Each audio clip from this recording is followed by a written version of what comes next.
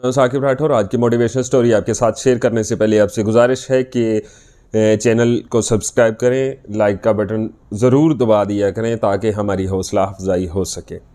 आज की स्टोरी ये है कि गुज़श्ता दिनों मैं किसी सिलसिले में शहर में कहीं घूम रहा था, तो मेरे जो सवारी थी उसकी सेहत ख़राब हो गई और वो मैंने वर्कशॉप में खड़ी की और वहाँ से एक रिक्शे के तलाश में निकल पड़ा। रिक्शा या टैक्सी कोई मिल जाए, मैं अपनी मतलूबा जगह पहुँच सकूँ। लेकिन हुआ ऐसे कि जिस जगह पे मैं खड़ा था वहाँ से मैं इर्द गिर्द नज़र दौड़ाई तो मुझे एक साहब नज़र आए जिन्होंने बैसाखी रिक्शे के अंदर रखी हुई थी और वो रिक्शे में बैठे हुए थे। तो मेरे जहन में एक ख़याल आया कि क्या पता मौसूफ़ जो है वो उन्होंने मांगने का या इस टाइप का कोई भीख मांगने का कोई डंग इस तरह का रूप धारा हुआ है। तो मैंने जाके रिक्शे के अंदर बैठे हुए बुज़ुर्ग थे, उनसे पूछा कि मैंने फ़लाँ जगह पे जाना है। तो उन्होंने फ़ौरन सलाम किया। सलाम करने के बाद मुझे कहा, जी बिल्कुल मैं आपको लेके चलता हूँ। तो वो बैसाखी रखी हुई थी, मुझे तजस्सुस हुआ कि ऐसा क्यों है। तो मैं चला गया उनके साथ और रास्ते में जो उन्होंने बात बताई वो मेरे लिए यकीनन, मेरे लिए क्या हर शख्स के लिए एक मोटिवेशनल बात थी कि उनका एक्सीडेंट 4 साल कबल हो चुका था। एक्सीडेंट की वजह से वो फिर घर पे ऑपरेशन हुए, उनके टांग जो है वो माजूर हो गए टांग से। और उसके बाद उन्होंने ये किया कि वो यहाँ से सरगोदा से तल्लुक़ रखते थे, सरगोदा चले गए। वहाँ पे किसी फैक्ट्री का कुछ सामान था जो घर पे बैठ के बनाया जा सकता था, वो बनाना शुरू कर दिया। उसके बाद जब थोड़े बहुत बेहतर हुए तो उन्होंने रावलपिंडी का रुख किया और यहाँ पे आके बजाय मांगने के, बजाय किसी के आगे हाथ फैलाने के, उन्होंने एक अदद रिक्शा लिया किराए पे और उस पे अपनी मेहनत मजदूरी शुरू कर दी।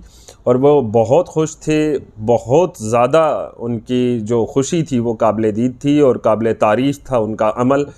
जो भीख मांगने से, कहते हैं कि भीख मांगने से बेहतर है कि मैं मर जाऊँ।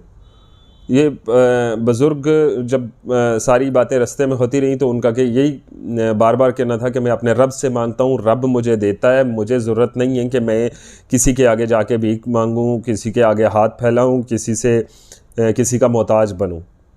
मैं हमेशा से दुआ करता हूँ कि मैं अपने रब का मोहताज रहूं और अपने रब की मोहताजी में ही मर जाऊं, मुझे रब देता है। इसके दरमियान एक जो चीज़ मुझे बहुत इम्प्रेसिव लगी वो था उनका एक सखीपन था।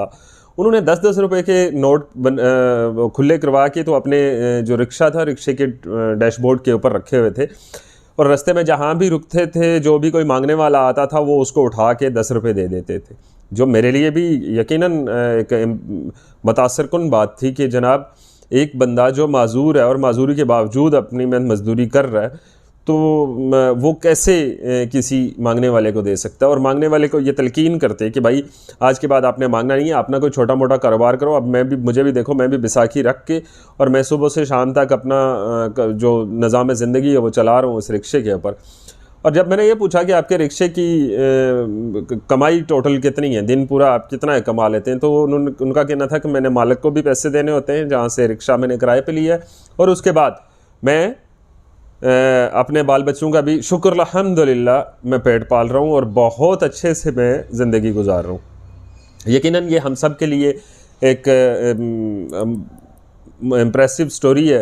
ये अगर हम खुददारी का दामन ना छोड़ें तो यकीनन हम बहुत आगे निकल सकते हैं और हम सिर्फ रब ताला के मोहताज हों, किसी बंदे के मोहताज ना हों। हम काम करना जानते हों और काम करना चाहते हों तो यकीनन इस दुनिया में भीख मांगने से कई ज़्यादा बेहतर ऐसे हैं काम हैं जो हम घर बैठे हुए कर सकते हैं, जो कि हम नहीं करते। ये जो हमारे रिक्शा ड्राइवर साहब थे, भाई साहब थे, उनसे मैंने फिर इजाज़त ली और उनको ये कहा कि जनाब अगर आपके पास वक्त हो तो मैं ये स्टोरी आपकी करना चाहता हूँ, तो मैं इसको रिकॉर्ड करना चाहता हूँ। तो उन्होंने कहा कि अभी मेरी मजदूरी का वक्त है, जब भी मुझे वक्त मिला मैं आपको कॉल करूँगा, आप आके कर लीजिएगा।